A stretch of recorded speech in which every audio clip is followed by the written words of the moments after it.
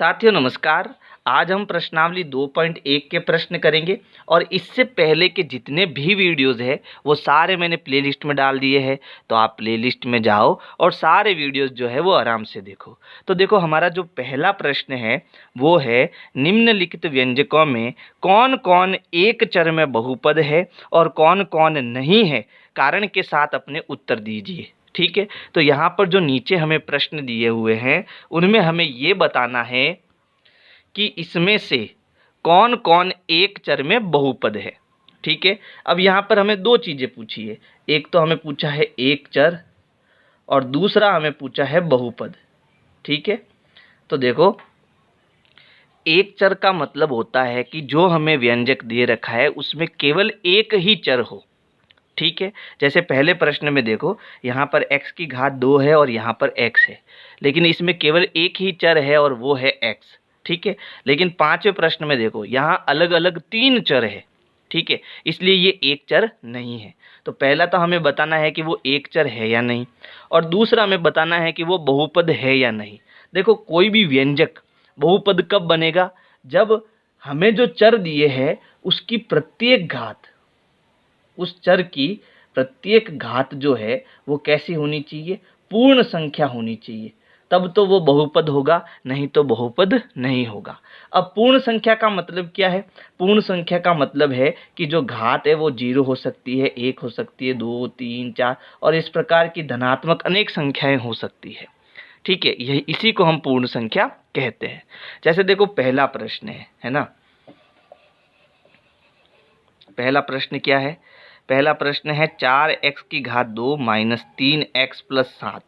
ठीक है, तो यहाँ पर देखो इसमें कितने चर है, तो इसमें केवल एक ही चर है और प्रत्येक पद में वो क्या है, x है ना। अब ये बहुपद है या नहीं इसको चेक करना है। तो प्रत्येक चर देखो, यहाँ पर जो चर है इसकी घात कितनी है, 2 है। यहाँ पर जो चर है इसकी घात कितनी है, 1 है। किसी पर चर के ऊपर कोई घात नहीं है तो घात कितनी होगी, 1 होगी। ठीक है, यहाँ पर कोई चर नहीं है, इसका मतलब यहाँ x की घात 0 है।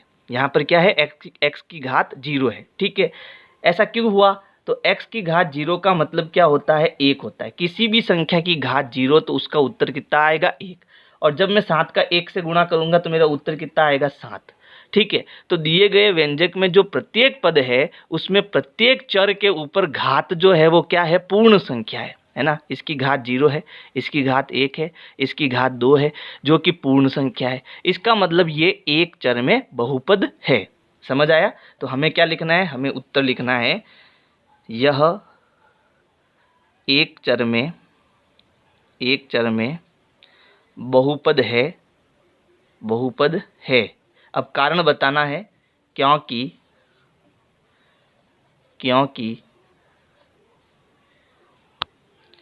चर x की सभी घातें पूर्ण संख्या है, तो ये इसका कारण हो जाएगा। अब देखो दूसरा प्रश्न है y की घात 2 प्लस रूट 2। तो इसमें देखो पहले पद में चर है y, दूसरे पद में कोई चर नहीं है, तो केवल पहले पद से हम पता कर सकते हैं ये एक चर में बहुपद है या नहीं। तो पहले तो देखो इस पूरे व्यंजक में मुझे केवल एक ही चर दिखाई दे रहा है और वो है y, है ना। और इस चर के ऊपर घात जो है वो पूर्ण संख्या है, इसलिए यह भी जो है एक चर में बहुपद है। तो लिखेंगे यह एक चर में बहुपद है, क्योंकि चर y की सभी घातें पूर्ण संख्या है। ठीक है, अब देखो तीसरा प्रश्न है 3 root T plus T into root 2। देखो इनके बीच में कोई निशान नहीं है, मतलब इंटू का निशान है। अब हमें चेक करना है, देखो यहाँ पर पहली बात तो ये है कि इसमें चर एक ही है और वो है टी, है ना।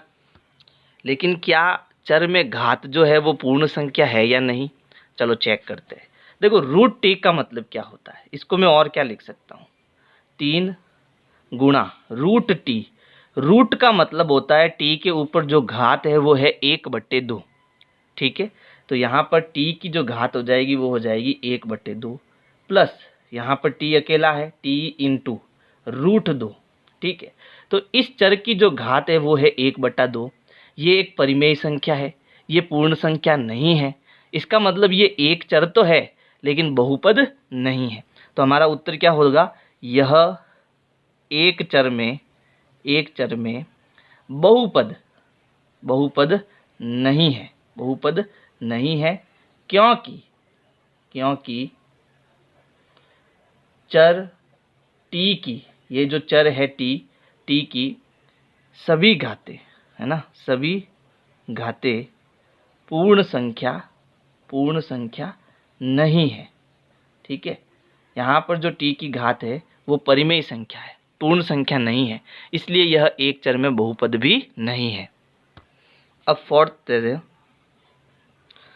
y + 2/y, ठीक है। तो देखो हमने चैप्टर 1 में घातांक नियम समझे थे।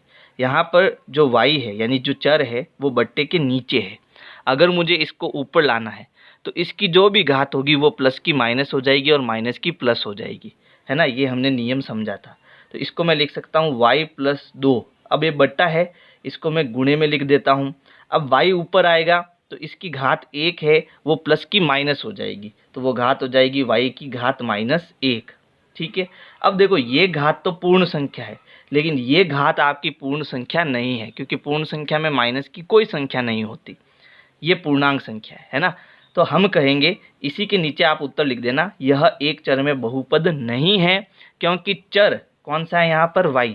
चर y की सभी घातें पूर्ण संख्या नहीं है, ये इसका उत्तर हो जाएगा, ठीक है। अब पांचवा प्रश्न देखो। पांचवें प्रश्न में भी यह एक चर में बहुपद नहीं है, क्योंकि इसमें 3 चर है, एक चर नहीं है। इसमें कितने चर हो गए, 3 चर हो गए। हमें एक चर में बहुपद बताना है, जबकि यहाँ पर तो 3 अलग अलग चर आ गए, है ना। तो इसका उत्तर हम लिख सकते हैं, यह एक चर में बहुपद नहीं है क्योंकि इसमें 3 चर दिए हुए हैं। तो ये हुआ आपका पहला प्रश्न। प्रश्न संख्या 2 है, निम्नलिखित में से प्रत्येक में x की घात 2 का गुणांक लिखिए। यानी हमें जो यहाँ पर व्यंजक दिए हुए हैं, हमें केवल वो पद देखना है जिसमें चर की घात कितनी है, 2 है, यानी x की घात 2 है, ठीक है। और उसका क्या बताना है, गुणांक बताना है। अब मैंने आपको बताया था कि गुणांक क्या होता है, ठीक है। तो जब जो चर हमें दिया हुआ है x की घात 2, ठीक है, उसके साथ जो गुणे में होता है, जो भी वास्तविक संख्या होती है, जैसे 3, इसके साथ जो गुणे में होता है उसी को हम क्या कहते हैं, गुणांक कहते हैं। यानी कि जो हमारा गुणांक होता है वो दिए गए पद में जो संख्यात्मक मान होता है, ठीक है, जो चर मान होता है उसके अलावा जो भी संख्यात्मक मान होता है उसे हम क्या कहते हैं, गुणांक कहते हैं, ठीक है। तो देखो यहाँ पर जो हमें व्यंजक दे रखा है इसमें कुल 3 पद है, ये पहला पद, ये दूसरा पद और ये तीसरा पद। दूसरा जो पद है वो हमारा क्या है, x की घात 2 है, और हमें केवल x की घात 2 का ही गुणांक बताना है। तो इस पद में जो संख्यात्मक मान है वही हमारा क्या होगा, गुणांक होगा। लेकिन यहाँ पर तो हमें कोई संख्यात्मक मान दिया ही नहीं है, तो जब यहाँ कोई संख्यात्मक मान नहीं है तो वहाँ पर कितना है, 1 है, ठीक है। तो पहले प्रश्न का उत्तर क्या हो जाएगा, x की घात 2 का गुणांक हमारा क्या हो जाएगा, बराबर 1 हो जाएगा, ठीक है। यहाँ पर कोई संख्यात्मक मान नहीं है तो 1 है। दूसरा प्रश्न देखो, यहाँ पर जो बीच वाला पद है ये हमारा x की घात 2 है, लेकिन पिछली बार हमारे पास आगे प्लस था, इस बार हमारे पास आगे माइनस है। इसका मतलब है कि इस पद में जो संख्यात्मक मान है वो हमारा -1 है। क्या है, -1 है। तो दूसरे का उत्तर हो जाएगा x की घात 2 का गुणांक बराबर -1। अब तीसरा प्रश्न देखो, यहाँ पर देखो पहले पद में x की घात 2 है और संख्यात्मक मान क्या है, π/2, यानी इसका जो गुणांक है वो क्या हो जाएगा, π/2 हो जाएगा। तो यहाँ लिखेंगे x की घात 2 का गुणांक बराबर π/2। चौथा है, यहाँ पर देखो हमारे पास कहीं भी किसी भी पद में x की घात 2 नहीं है, ठीक है। यहाँ है √x -1, लेकिन हमारे पास x की घात तो 2 हमें दिखाई नहीं दे रहा है। तो हम यहाँ पर एक काम करते हैं, यहाँ प्लस करके 0 × x की घात 2 कर लेते हैं, ठीक है। तो जब 0 का इससे गुणा होगा तो ये पूरा क्या हो जाएगा, 0, है ना।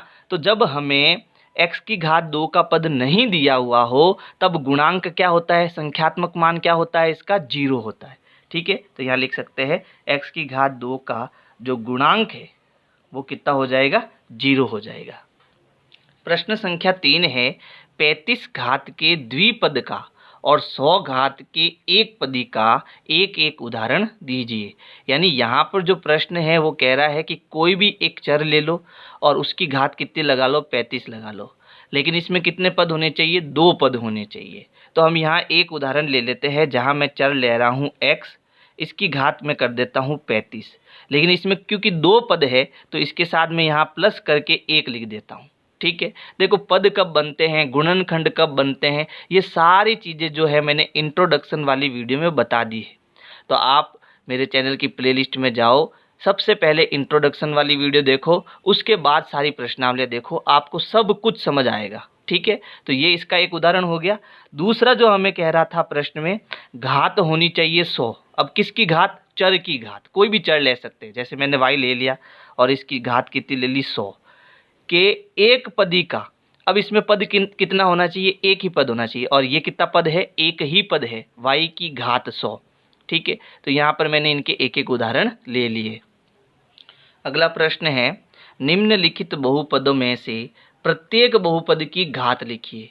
अब देखो बहुपद की घात क्या होती है, मैंने बताया था, क्या बताया था कि जब हमें एक बहुपद दे रखा है तो इस बहुपद में आप वो पद देखो जिसमें अधिकतम घात लगी हुई है। तो देखो इस पद की चर की घात कितनी है, 1, इस पद में चर की घात है 2, लेकिन इस पद में चर की घात कितनी है, 3, यानी मेरे पास अधिकतम जो घात है वो क्या आ रही है, 3 है। तो यही जो है इस पूरे बहुपद की क्या होगी, घात होगी, ठीक है। यानी अधिकतम घात जो होती है वही बहुपद की घात कहलाती है, ठीक है। तो यहाँ हमारा उत्तर हो जाएगा बहुपद की घात, यहाँ उत्तर लिखेंगे बहुपद की घात 3 है, ठीक है। इस बहुपद की घात कितनी है, 3 है, यहाँ उत्तर लिखेंगे। यहाँ पर देखो चर की अधिकतम घात कितनी है, 2, तो लिखेंगे इस बहुपद की घात कितनी है भाई, 2 है, ठीक है। अब यहाँ पर देखो यहाँ चर एक ही है और वो t, तो इसकी घात कितनी है, 1, तो अधिकतम घात कितनी आई, 1 ही आई। तो हमारा उत्तर क्या हो जाएगा, इस बहुपद की घात 1 है, ठीक है। अब देखो इसमें कोई चर है ही नहीं, ठीक है। तो जब चर है ही नहीं तो मैं इसको ऐसे लिख सकता हूँ 3x की घात 0, है ना। क्यों, क्योंकि जिस संख्या की घात 0 होती है उसका उत्तर कितना आता है, 1, और 3 को 1 से गुणा कराऊंगा तो मेरा उत्तर कितना आएगा, 3 ही आएगा, है ना। तो यहाँ पर कोई एक चर है जिसकी घात 0 हो सकती है, तो इस बहुपद की घात कितनी आ जाएगी, 0 आ जाएगी। इस बहुपद की घात कितनी है, 0 है। प्रश्न संख्या 5 है, बताइए कि निम्नलिखित बहुपद में कौन कौन बहुपद रेखिक है, कौन कौन द्विघाती है और कौन कौन त्रिघाती है। तो देखो यहाँ पर जो हमें प्रश्न, यहाँ पर जो बहुपद दिए हुए हैं इसमें कौन रेखिक बहुपद है, कौन द्विघाती बहुपद है और कौन त्रिघाती बहुपद है, ये हमें बताना है। तो देखो हमने पढ़ा था, देखो रेखिक बहुपद कब बनता है, रेखिक बहुपद, ठीक है। तो जिस बहुपद में, जैसे मैंने यहाँ पर एक उदाहरण लिया x + 3, तो इसमें 2 पद है, ये पहला पद और ये दूसरा पद, लेकिन ये रेखिक बहुपद कब कहलाएगा, जब चर की अधिकतम घात जितनी हो, कितनी हो, 1 हो, ठीक है, रेखिक बहुपद कहलाएगा। यहाँ पर चर x है और इसकी घात 1 है, इसलिए ये क्या कहलाएगा, रेखिक बहुपद कहलाएगा। अगर ये ऐसा होता x की घात 2 + x + 5, ठीक है।